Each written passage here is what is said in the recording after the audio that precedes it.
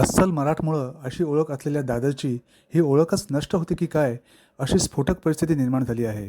दादरमध्ये बेशिस्त फेरीवाल्यांचा अक्षरशः हैदोस सुरू असून रोहिंग्या आणि बांगलादेशी फेरीवाले दादर गिळंकृत करतात की काय, अशी भीती दादरकर व्यक्त करीत आहेत. यापेक्षा भयंकर बाब म्हणजे या बेशिस्त फेरीवाल्यांना महापालिकेचे अधिकारी गॅस सिलेंडरची अवैध विक्री करीत आहेत.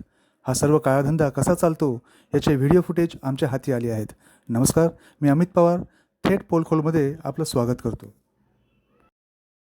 सामानांच्या खरेदीचं आवडतं ठिकाण असलेलं आपलं मराठमोळं दादर आज परप्रांतीय नव्हे तर परराष्ट्रातील नागरिकांच्या विखारी विळख्यात सापडलं आहे. यामध्ये बांगलादेशी आणि रोहिंग्यांची संख्याही लक्षणीय असल्याचे स्थानिकांचं म्हणणं आहे. ओसंडून वाहणाऱ्या बेशिस्त फेरीवाल्यांच्या गर्दीत येथील पादचारी मार्ग केव्हाच गडप झाले आहेत.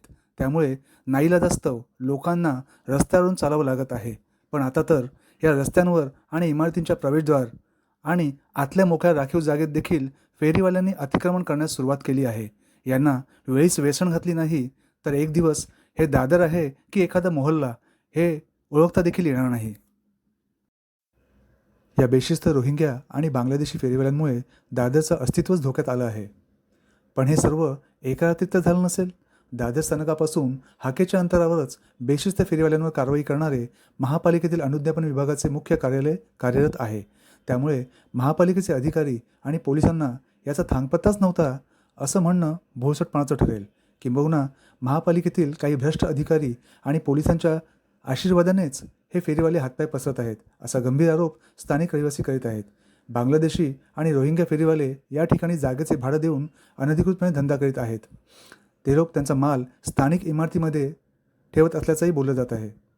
त्यांची पार्श्वभूमी गुन्हेगारी स्वरूपाची असू शकते हे त्यांच्या वर्तनाने संपूर्ण देशात त्यांनी सिद्ध केलं आहे.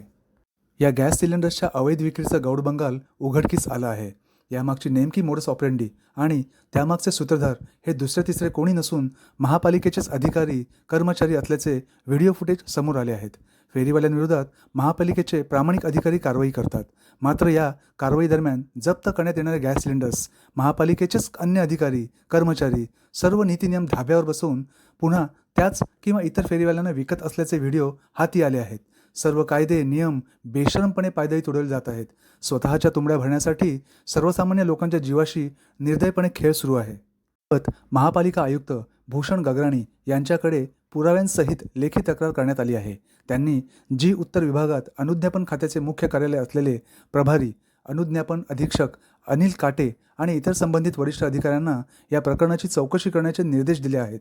पण तरी देखील अद्यापही या प्रकरणाची चौकशी करण्यात आलेली नाही.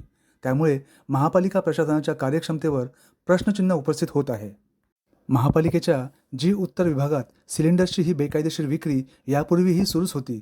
मात्र त्यावेळी हे गॅस सिलेंडर्स पोत्यांमध्ये भरून गोदामातून बाहेर आणले जायचे आणि त्याची अवैध विक्री केली जायची. या गैरव्यवहाराप्रकरणी महापालिकेच्या वरिष्ठ अधिकारी श्रीमती अश्विनी जोशी यांनी संबंधित कर्मचाऱ्यांची कानउघडणी देखील केली होती. पण त्यावेळी पोत्यांमध्ये गॅस सिलेंडर्सच आहेत का अन्य काही वस्तू, असा संशयाचा फायदा उठवत या भ्रष्ट कर्मचाऱ्यांची अनुज्ञापन अधीक्षक वर्गानेच पाठराखण केली होती आणि हे प्रकरण दाबण्यात आलं होतं. विशेष बाब म्हणजे कारवाईत जप्त केलेले गॅस सिलेंडर हे गॅस कंपनी यांना देण्याची कार्यालयीन प्रक्रिया आहे आणि ही माहिती अतिरिक्त आयुक्त श्रीमती अश्विनी जोशी यांच्यापासून त्यावेळी दडवली गेली होती, अशी माहिती अनुज्ञापन मुख्य कार्यालयाच्या एका अधिकाऱ्याने नाव न सांगण्याच्या अटीवर दिली आहे. पूर्वी गॅस सिलेंडर्स पोत्यांमध्ये भरून फेरीवाल्यांना विकले जायचे. आता मात्र मलिदा खाण्यास सोकावलेल्या या बोक्यांना कोणतीच भीती किंवा लाज उरली नाही, कारण यामागे सर्वांचेच हात बरबटलेले आहेत. आता तर रोहिंग्या आणि बांगलादेशी फेरीवाल्यांमुळे हे निर्लज्ज लाचखोर अधिकच मोकाट सुटले आहेत. भ्रष्ट अधिकाऱ्यांच्या राक्षसी लालसेपोटी सर्वसामान्यांच्या नशिबी पुन्हा त्याच मरणयातना येणार का चौकशीचं नाटक करून या घोटाळ्यामागील मुख्य सूत्रधारांना पुन्हा पाठीशी घालण्यात येतं?